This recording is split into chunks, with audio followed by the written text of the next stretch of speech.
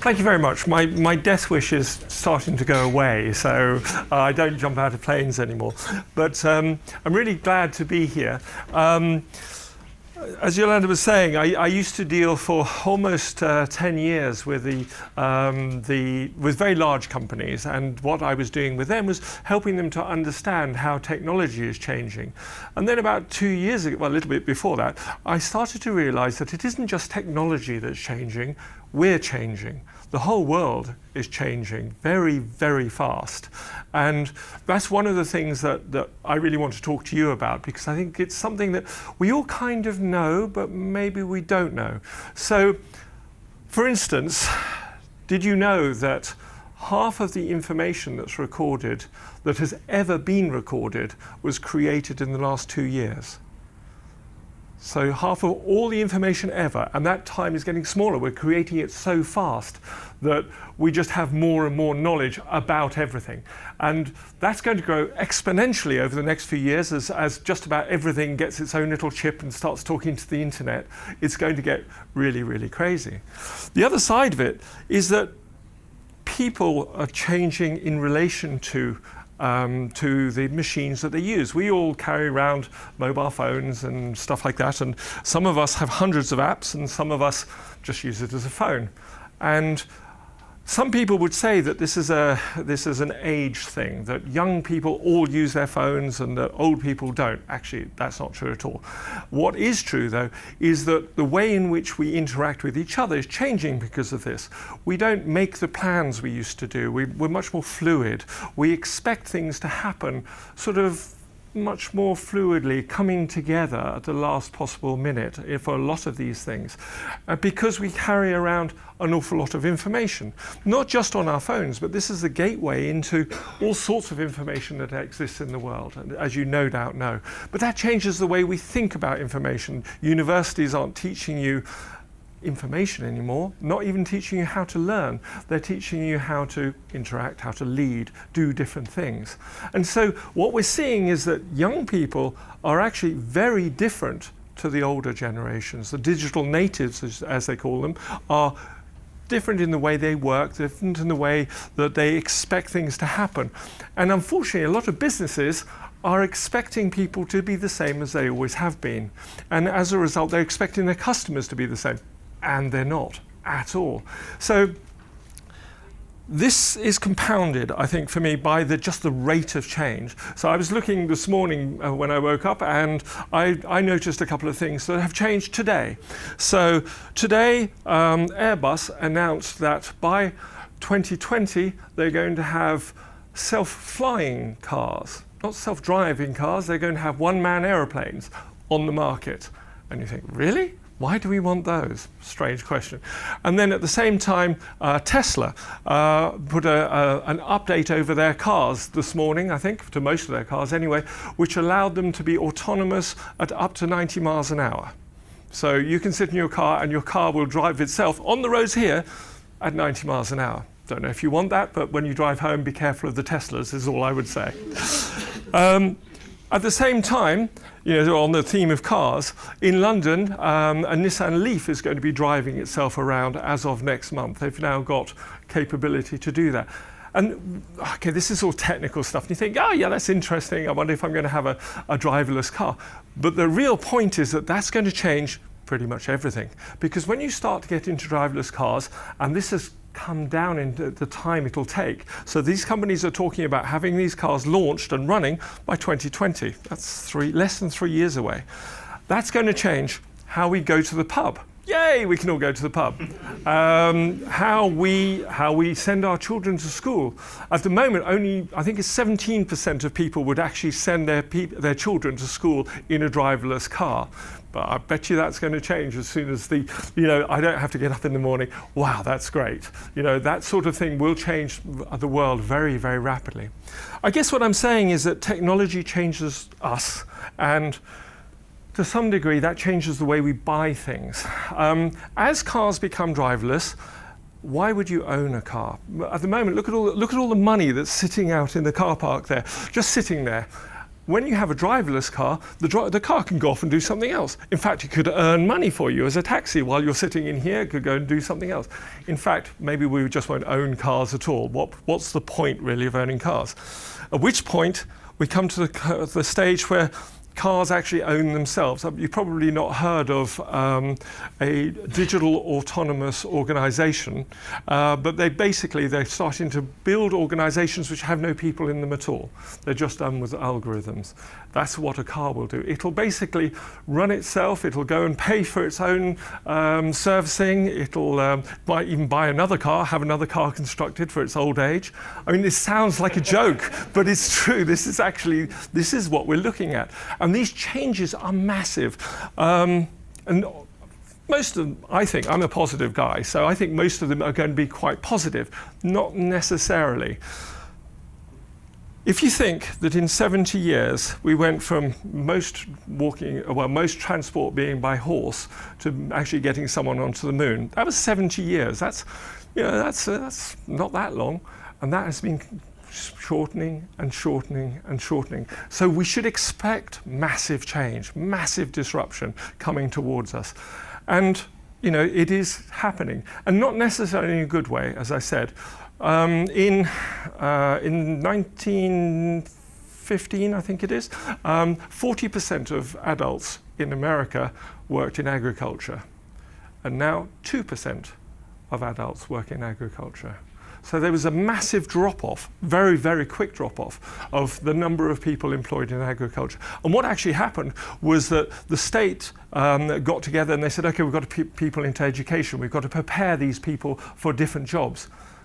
I don't see us doing that. And we're in the sort of situation that that's going to happen again. Certainly, I was talking to some people here in professional services.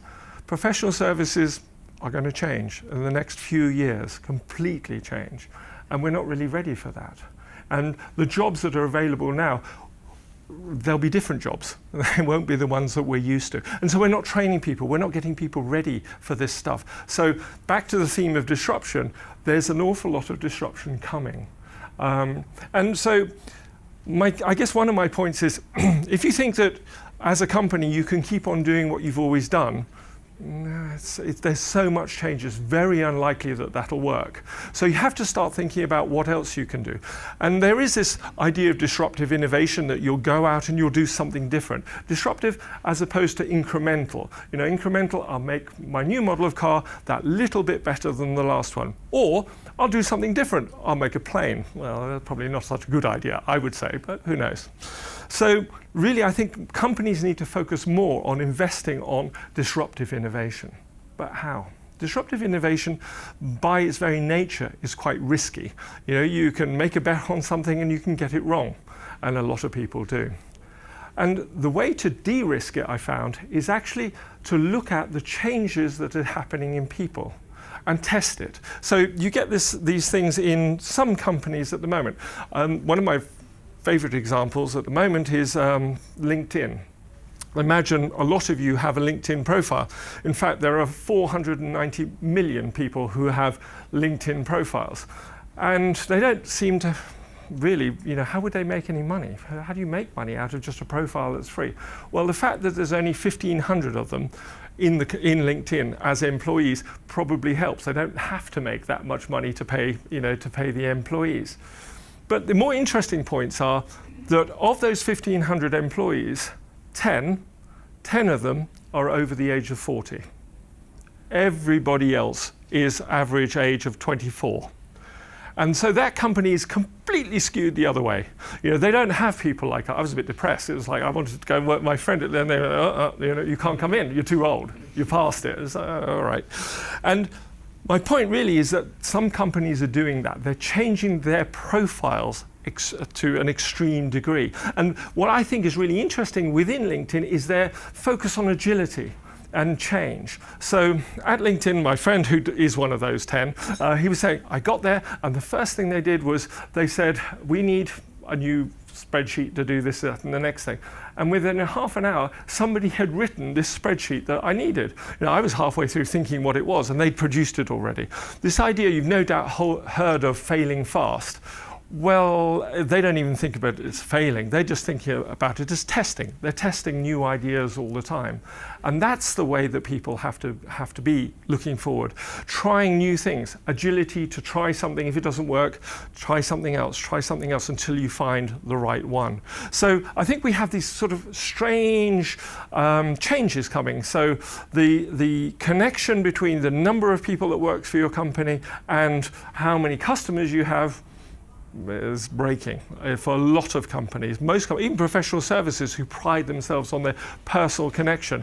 I think personal connections are good, but they're even better if you can fake it. You know, if you can fake an intimate relationship with 1 million people and do it properly, well, you're probably onto something. So, how do you take advantage of this? Well, there are some technologies that will help you, and there are some technologies that won't. And you've probably heard of lots of them. Let's see if we can tell. So I'll name 3 and see whether you think they'll help or not. So if we take blockchain, does anybody think that blockchain will help their company? If you could put your hand up. No, okay, it's probably because none of us really know what blockchain is at this stage. But interestingly, it's going to be potentially one of the biggest changes and most applicable to most companies. How about artificial intelligence? Now, most people know what artificial intelligence is, sort of. It replaces human thought and stuff like that. The problem is, most of you won't be able to use it as companies because all the artificial intelligence bots have been hoovered up by 5 companies. You don't really have a chance. Good luck, but don't go there. And so this is going to be a massive change which you won't get a look into. So that sort of thing becomes quite difficult. I think the one place that everybody can win is about that connection to the customers. We're now in a situation where there's masses of data. Connecting to people is very easy. Everybody carries a phone around with them, so they're producing the hardware. In fact, they'll pay you for the connection to get to them. If you can find an idea that works, then you've got a way forward. And when I say you, I really do mean everybody here. So I wear this watch, not because it's a particularly good watch, but this is a Pebble watch. And this always reminds me that this watch was created as an idea and then crowdfunded. And they got millions of pounds within the first 24 hours because it was just such a cool idea at the time. This watch, they didn't have any manufacturing capability. There were 5 of them. They had no background in this sort of stuff at all. They were just out of university. This watch beat Sony and all the other, Apple and all the other companies to market with something that was new and innovative. They had no funding. They had no way of manufacturing, and they still did it because they had an idea and they went out and managed it. And those sort of things are happening all the time. So that's one. I don't know if you guys have come across one of these. My cats love this one. This is a dash button from Amazon. And basically, it feeds on one of the things that we do. So one of the things that mobile phones have taught us is we want things to happen now. In fact, as the South Africans would say, now, which is just a little bit quicker than now. And so a dash button is something that you put around your house. So this is to order cat food. And I normally stick this by the cat food. And I have another one for washing up liquid, and I have another one for washing liquid or whatever it is. And when I see that my cat food's running out, I press the button. And then I walk away.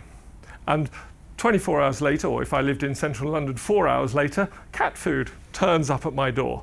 And this saves me from having to remember that the cats don't have any food and I've got to go to the shop.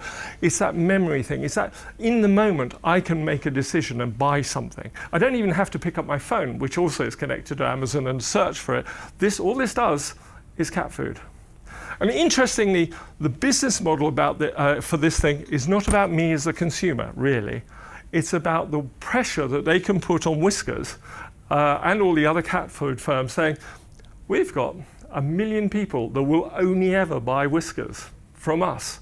Would you like a share of that market? It's brilliant. It's very clever. Because actually, when I buy Whiskers, it's cheaper to buy it like this than if I went to one of my local supermarkets. So it's kind of a win-win-win, but not quite. And what is important with all these innovations is that you're feeding into what it is that those people want at the time. So just to end up then, the world is different. we're in a period of technological instability, let alone the political instability, where things are changing massively. And ultimately, if you have a good idea, a really good idea, you can make it happen, unless you really mess up. You know, if you don't make it work, then that's down to you. And so how do you do that? And where do you get the resources? And this is where my interest in this disruptive innovation came from, partly to help companies to understand what's available to them. And I've done some really strange stuff with, you know, a plumbing company who wanted to take out all their competition and managed it quite nicely. You know, they're actually winning against the competition, although all they do is plumbing, because they're using technology in a different way. But then beyond just that managing of the disruption, I realized that what people need, sometimes they need ideas, sometimes they need funding, sometimes they need a specialist who can do something for them, sometimes they need somebody who can explain what this blockchain thing is, so that they can take an advantage of it. And that's where Pathfinder comes in, which is this thing here. And the idea is to connect people together. It's not really a network as such, because it's more of an ecosystem where people can do business within a network.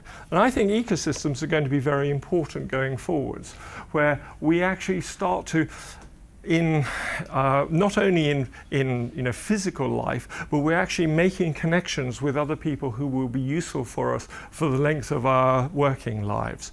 And this is an ecosystem which brings people together so that they can contract to actually do business. So somebody can put an idea, say a problem, a challenge out there.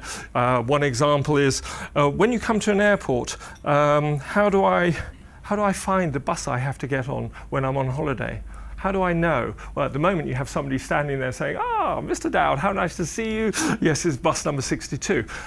How do they do that? So they know what they want to do, but they don't know how to do it. So it's inviting those ideas. Come and help us do that. And then, by the way, we need technology. Come and find the technology to do that. And I guess for all of you, the last point is, don't stand still, but don't be worried that this doesn't exist. If you can go and find other people to help you to do these technological changes, you can avoid the disruption that is happening to a lot of people by doing it first. And I think that that's the important point. You have to get out and understand that you can change, that you can do things differently in line with what the consumers want. So thank you. Thanks very much.